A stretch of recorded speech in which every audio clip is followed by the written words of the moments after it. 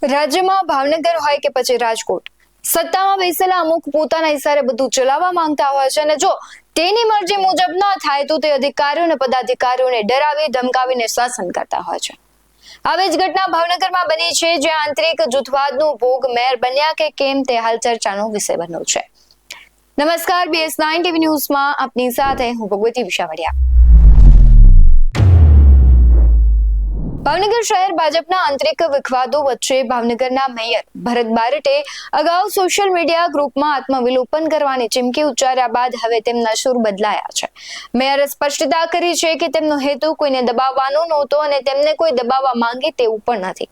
ભાવનગર કોર્પોરેશનની ચૂંટણી પહેલા જ શહેર ભાજપમાં આંતરિક વિખવાદો ચરમસીમાએ પહોંચ્યા છે અને આ દરમિયાન મેયર ભરત બારટે એક ભાજપના વોટ્સએપ ગ્રુપમાં મને ખોટી રીતે દબાવશો તો જાહેરમાં આત્મવિલોપન કરીશ તેવી પોસ્ટ મૂકી હતી। આ પોસ્ટને કારણે ભારે ખળભળાટ મચી ગયો અને ગ્રુપ એડમિને તાત્કાલિક મેયરની પોસ્ટ ડિલીટ કરી દીધી।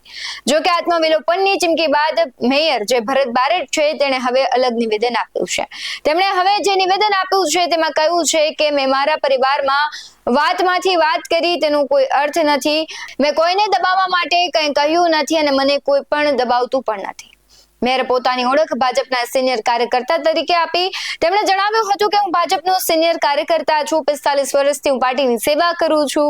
તેમણે અગાઉ એવો પણ ઉલ્લેખ કર્યો હતો કે ભાજપમાં કામગીરીને કારણે મેયર બન્યું, લાગવગથી નહીં। આત્મવિલોપનની ચીમકીવાળી પોસ્ટમાં મેયરે ભાજપ અને ભાજપના આગેવાનો પ્રત્યેની નારાજગી વ્યક્ત કરી। તેમણે સિનિયર કાર્યકર્તાઓ સાથે અલગ પ્રકારનો વ્યવહાર થતો હોવાનું પણ હૈયાવરણ ઠાલવી હતી। જો કે તેમના તાજેતરના નિવેદનથી એવું લાગી રહ્યું છે કે તેમણે પોતાની આક્રમક રણનીતિ બદલી છે।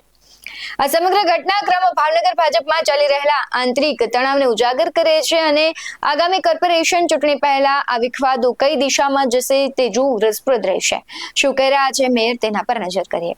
મારી વાત મારા મીડિયામાં મારા પરિવારમાં કરી હતી, સોશિયલ મીડિયા એટલે કે મારા ગ્રુપમાં કરી હતી અને અમારે અંદર ક્યારેક આવી વાત થઈ જતી હોય એનો અર્થ એવો નથી કે બદ ઇરાદો હોય કે કોઈને મેં દબાવવા કર્યું હોય કે અથવા તો કોઈ મને દબાવતું હોય, આવી કોઈ વાત નથી। મારે તો મારા પરિવારમાં ઘણીવાર આવું કહેતા હોય છે એકબીજા, તો એનો અર્થ એવો તમારે કોઈએ લેવો નહીં। ખાસ કરી જે સોશિયલ મીડિયાની પોસ્ટ છે તેમાં સામે આવ્યું છે કે તમને કંઈક દબાવવાનો પ્રયાસ કરવામાં આવે છે, તમને એમ કેમ પ્રકારે હેરાન કરવામાં ભારતીય જનતા પાર્ટીનો હું ખૂબ સિનિયર કાર્યકર્તા છું, લગભગ 45 વર્ષ જૂનો કાર્યકર્તા છું અને 1978થી હું કાર્યરત છું, કાર્ય કરું છું, શિસ્તબદ્ધ કામ કરું છું અને પાર્ટી એટલે જ મને ભાવનગર શહેરનો પ્રથમ નાગરિક બનાવ્યો છે અને ભાવનગરનો વિકાસ થાય, ભાવનગરના નાનામાં નાના માણસની મને વ્યથાની ખબર હોય એટલે મને નાના સમાજમાંથી નાના મજૂરી કરતાં અહીંયા મને મેયર બનાવ્યો છે। ત્યારે મને મારી પાર્ટી ઉપર ગૌરવ છે, મને પાર્ટીનું શિસ્તની મને ખબર છે। નાની મોટી કોઈ વસ્તુ હોય તો એ અમારે પાર્ટીમાં સૂચન કરી દેવાતું હોય છે, કોઈ ફરિયાદ કરવાની અમારો સંસ્કાર નથી, અમારો કોઈ એવો નિયમ પણ નથી। ખાસ કરી આત્મવિલોપનની ચીમકી આપી છે, શું કહેશો? એ તો મેં ખરેખર મારી પાર્ટીમાં વાતમાંથી વાત કરી છે, એનો કોઈ અર્થ નથી, બીજો કોઈ અર્થ નથી લેવાનો। મને મારી પાર્ટીના કાર્યકર્તાઓ, મારા પાર્ટીના પ્રમુખ, મારા મહાનગરપાલિકાના ચારે પદાધિકારીઓ મારી સાથેના બધા જ મને મોટો ભાઈ સમજે છે અને હું શિસ્તબદ્ધ કામ કરી રહ્યો છું। મેયર શ્રી, પૂર્વ પ્રમુખ અભય ચૌહાણ, હાલના પ્રમુખ કુમાર શાહ અને સ્ટેન્ડિંગ કમિટીના ચેરમેન રાજુ રાબડિયા આપને દબાવતા હોવાની વાત છે, શું કહેશો?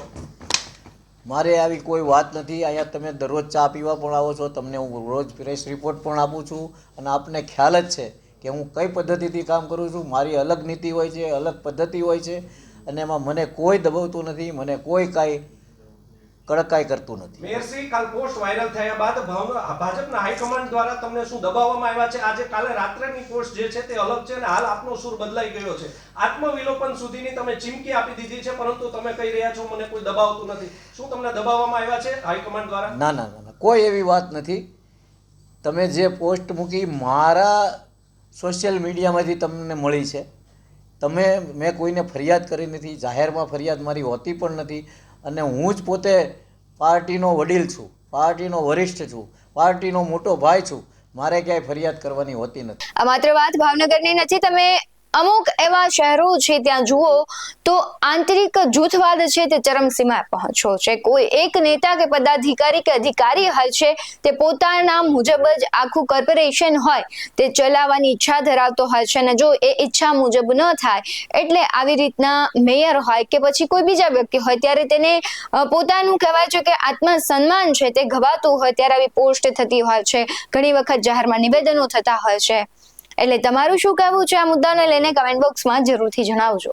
આવા જ વધુ અહેવાલો સાથે ફરી મળતા રહીશું. તમે અમારી યુટ્યુબ ચેનલને સબસ્ક્રાઇબ કરવાનું, અમને ફેસબુક અને ઇન્સ્ટાગ્રામ પર ફોલો કરવાનું ભૂલશો નહીં. બાકી અમને અપડેટ્સ મેળવવા માટે જોતા રહો BS19 ન્યૂઝ. નમસ્કાર.